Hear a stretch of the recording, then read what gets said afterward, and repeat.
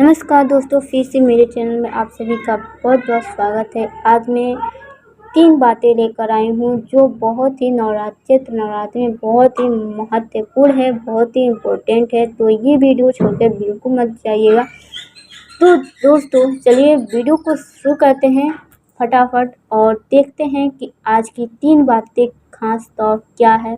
चलिए वीडियो को शुरू करते हैं। जो अक्सर में सारी महिलाएं, माताएं, बहनें पूछती रहती हैं और क्वेश्चन ये बनता है कि क्या हमें नवरात्रि में, बहुत लोग सुने हैं कि नवरात्रि में, कोई भी नवरात्रि हो तो नवरात्रि में हमें मेहंदी नहीं छापना चाहिए। लेकिन मैं आज इस वीडियो में शेयर करने वाली हूँ, क्या नवरात्रि में मेहंदी छापा जा सकता है, उसका डिज़ाइन किया जा सकता है या फिर नहीं किया जा सकता। दूसरा है, मैं ये बताऊंगी कि हमें वैष्णो मास वाली सीख का हमें उसका कौन सा महा उपाय करना चाहिए। और जो तीसरा मेरा उपाय है वो है कलावा बांधने क्या हमें नवरात्रि में कलावा बांधना चाहिए या फिर नहीं, और कलावा बांधते समय हमें किस मंत्र का जाप करना चाहिए। तो फ्रेंड्स बने रहिएगा मेरे वीडियो पर। मेरे चैनल पर वीडियो पसंद आए तो लाइक शेयर सब्सक्राइब जरूर कीजिएगा। चैनल पर पहली बार आए हैं तो चैनल को भी सब्सक्राइब जरूर कर लीजिएगा। चलिए दोस्तों वीडियो को शुरू करते हैं। दोस्तों सबसे पहले मैं बात करूंगी मेहंदी के बारे में। दोस्तों बहुत लोग महिलाएं कहती हैं, बहनें कहती हैं कि हमें नवरात्रि में मेहंदी नहीं छापना चाहिए, लेकिन कैलेंडर के अनुसार और शास्त्री के अनुसार मैं आप सभी को बता रही हूँ कि कोई भी नवरात्रि हो, हमें नवरात्रि में हमें मेहंदी छापना चाहिए, यानी डिजाइन हमें करना चाहिए। आप कहेंगे क्यों, लेकिन मैं ये नहीं कह रही हूँ कि आपको सिर्फ मेहंदी छापना है। मेहंदी में क्या छापना है आपको? मेहंदी में माता की तस्वीरें, यानी माता की मूर्ति, उनकी चेहरे, उनकी त्रिशूल, उनकी जितनी भी हाथों में होती है वो आप छाप सकती हैं। यानी उनकी त्रिशूल है तो आप अंगूठे पर या फिर बीच हथेली में आप छाप सकते हैं, या फिर साइड वगैरह में नहीं छापनी, लेकिन आप बीच में या फिर उंगलियों पर आप माता रानी का तस्वीर बना सकते हैं, माता रानी का फ़ोटो बना सकते हैं, माता रानी का त्रिशूल या फिर कोई भी हाथ में जितने भी तलवार वगैरह होता है आप बना सकते हैं। शंख वगैरह, मोर के पंखुड़ी बहुत ही महत्वपूर्ण होता है। जो जिसने नवरात्रि में, चैत्र नवरात्रि में मोर की पंखुड़ी बनाई है उनके लिए बहुत ही खास और बहुत ही शुभ होता है जो नवरात्रि में पंखुड़ी अपने हाथों पे बनाता है। आपको ये भी मैं बता दी कि नवरात्रि में हमें मेहंदी छापना चाहिए, लेकिन कैसे छापना चाहिए मैं आपको भी बता दी हूँ। अब दूसरा है मेरा प्रश्न कि सिक्का, यानी वैष्णो माँ का सिक्का का हम बताए थे आपको कि महा उपाय बताएंगे, यानी हमें उस सिक्के से हमें कौन सा एक महा उपाय है जो हम कर सकते हैं। दोस्तों बात करते हैं महा उपाय की। सबसे पहले हम वैष्णो माँ का दर्शन करने जाते हैं, तो दर्शन करते समय हम लोग हमेशा वहाँ जब भी जाते हैं लोग तो माता रानी का, वैष्णो माँ का सिक्का लेकर आते हैं। या फिर अगर घर पे ही अगर आपके कोई भी 10 के सिक्के या फिर कोई उस पर माता रानी का फ़ोटो हो तो आप वो भी सिक्का इस्तेमाल कर सकती हैं, ले सकती हैं। लेकिन अब उस सिक्के को क्या करना है आपको मैं एक उपाय बता रही हूँ। अगर आपके घर में तुलसी माता का पौधा है, अगर मिट्टी में आप रखी हैं उनका पौधा तो अच्छा है, लेकिन हमेशा मिट्टी में ही हम तुलसी माता को रखना चाहिए। और मिट्टी को खोदकर थोड़ा सा, बिना किसी से बताए, आप मिट्टी को थोड़ा सा खोदकर उसमें उस सिक्के को दबाकर और ऊपर से माटी को ढक दीजिए। मिट्टी को दबाकर वैसे ही छोड़ दीजिए। जब तक नवरात्रि है तब तक उसी में रहने दीजिए। आप चाहे तो निकाल सकते हैं नवरात्रि के बाद या फिर उसी में रहने दे सकती हैं। उससे क्या होता है, हमारे घर में सकारात्मक क्रियाएं बनी रहती हैं और हमारे घर में सुख शांति की वास होती है, माँ दुर्गा प्रसन्न होती हैं। इसलिए हम लोग वैष्णो माँ का सिक्का का उपाय करते हैं लोग। उसके बाद से मेरा तीसरा जो क्वेश्चन है आपको बताए थे कि हमें कलावा जो हमें नवरात्रि में कलावा बांधना चाहिए या फिर नहीं बांधना चाहिए, और हम लोग कैसे बांध सकते हैं, इसका मंत्र क्या है हम लोग बांधेंगे। तो आपको मैं बता दूं दोस्तों कि हमें नवरात्रि में कलावा हमेशा 100% बांधना चाहिए, क्योंकि नवरात्रि में कलावा बांधने से सुख समृद्धि आती है और हमारे जीवन में खुशहाली बढ़ती है, खुशहाली आती है। इसलिए मैं बात करूँगी कि कलावा यानी रक्षा सूत्र जिसे भी कहते हैं। अब हम रक्षा सूत्र बांधेंगे तो आपको बता दें कि हमें नवरात्रि में बहुत ही महत्वपूर्ण ये बातें हैं, आप लोग ध्यान से सुनिएगा।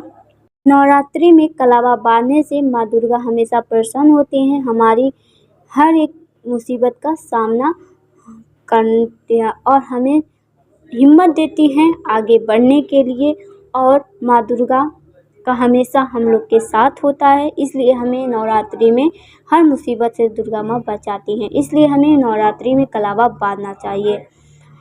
अब कलावा हम लोग पहले से अगर आप पहले से ही कलावा बांधे हैं तो कहेंगे मैं तो पहले से ही बांधी हूँ, लेकिन बट मैं आपको एक बात बता रही हूँ कि अगर आप पहले से भी बांधे हैं ना तो आप उसे निकाल सकती हैं, क्योंकि आप नए वाला कलावा बांध सकती हैं।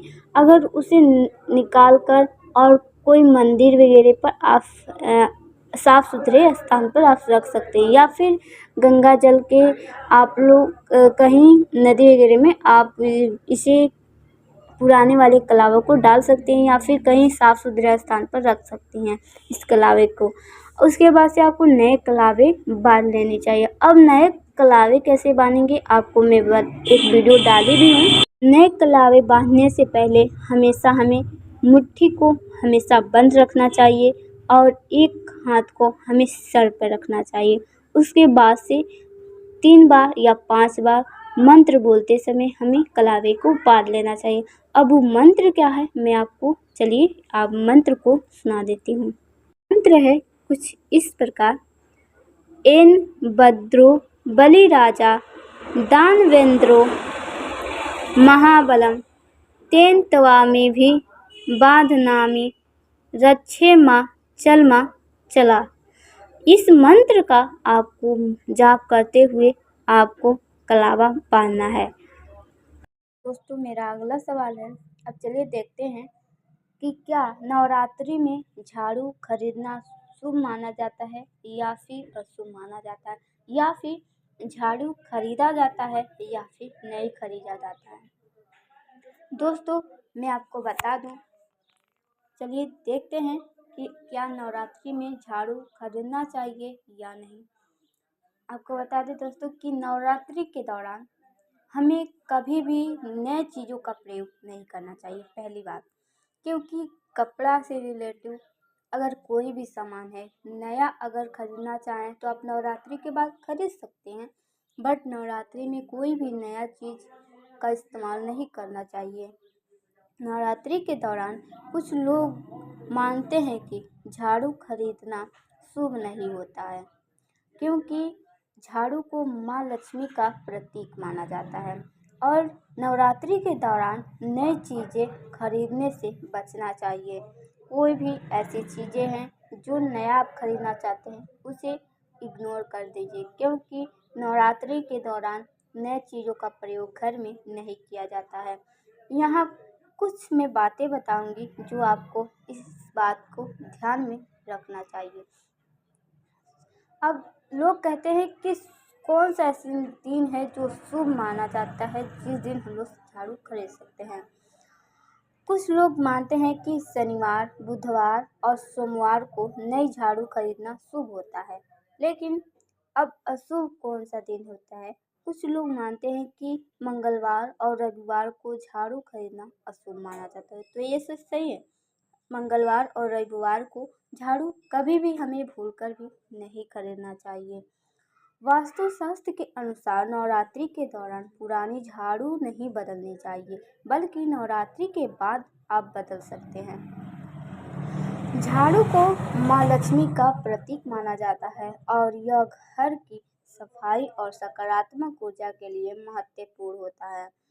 कुछ लोग माता लक्ष्मी की कृपा पाने के लिए किसी मंदिर में झाड़ू का दान भी करते हैं।